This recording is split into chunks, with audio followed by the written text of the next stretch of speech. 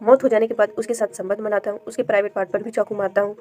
केरल की पेरम्बबूर की रहने वाली जीसा, जिसका बचपन से सपना था वकील बनने का, उसी वकालत के दम पर गरीब और मजदूर लोगों को इंसाफ दिलाने का, क्योंकि उसको बचपन से उसको पिता का प्यार नहीं मिला और उसकी माता को अपने पति का प्यार नहीं। जीसा की माँ अपनी बेटी का सपना पूरा करने के लिए छोटे मोटे काम किया करती, जैसे दूसरों के घर में बर्तन मांजना, झाड़ू करना, जिससे जीसा की पढ़ाई में दिक्कत ना आए और जीसा भी अच्छे मार्क्स से वो अपने क्लास को क्वालिफाई कर रही थी। यही कारण था कि केरल के अन्नपूर्णा कॉलेज में उनको एडमिशन मिल जाती है। लेकिन तभी 28 अप्रैल 2016 की रात 8:30 बजे के आसपास जब जीसा की माँ झाड़ू पोछा कर दूसरे के घर से अपने घर वापस आती है तो वो देखकर जो देखती है उसको देखकर उसकी चीखें निकल जाती है, क्योंकि जो जीसा पहले कुछ देर पहले बैठकर फर्श पर पढ़ाई कर रही थी, खुश थी, अच्छी थी, आज अभी उसकी फर्श पर डेड बॉडी पड़ी हुई है, आसपास खून के छींटे पड़े हुए हैं।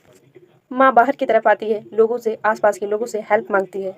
वहाँ पे लोग बुलाए जाते हैं और पुलिस आती है और जो डेड बॉडी थी वो ऐसी थी कि पुलिस वालों को देखकर भी पुलिस वालों की भी रोंगटे खड़े हुए थे। दरअसल जीसा के बॉडी पर 36 चाकुओं के निशान थे और पीठ पर दांत काटने के निशान थे। फिर पुलिस सारे सबूत को इकट्ठा करती है और बॉडी को पोस्टमार्टम के लिए भेज देती है। पोस्टमार्टम रिपोर्ट आती है, जीसा के नाखून पर वो जो आदमी जो उसके साथ सब कुछ किया था उसका कुछ खून, ब्लड उसके नाखून पे लगे हुए थे। उसको सबूत के रूप में रखा गया। उसका डीएनए टेस्ट किया गया।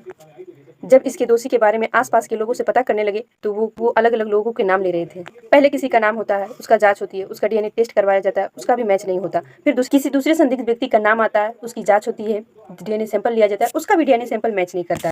कोई उसी कॉलोनी के रहने वाले बताता है कि जीसा के घर से लगभग 25 किलोमीटर दूर एक लड़का रहता था जो जीसा से बहुत प्यार करता था। वो लड़का जब जीसा को बताता है कि वो रिलेशनशिप में आने को तो जीसा मना कर देती है, जिस कारण वो लड़का सुसाइड कर लेता है। तो उन लोगों को लगा कि उनका भाई हो सकता है इसका खून निकालने के लिए ये सब करवाया हुआ।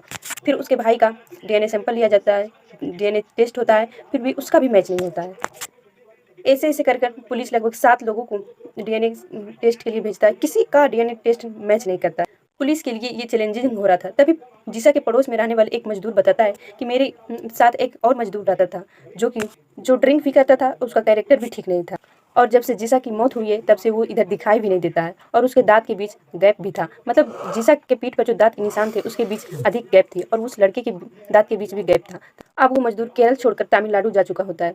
पुलिस तमिलनाडु जाती है, अमीरो इस्लाम नाम के लड़के को पकड़ कर ले आती है। पुलिस बिना जांच के उस व्यक्ति के ब्लड को डीएनए सैंपल के लिए भेज देती है। लगभग 8वें व्यक्ति है जिसका ब्लड जीसा के नाखून पे लगे हुए ब्लड से मैच करता है।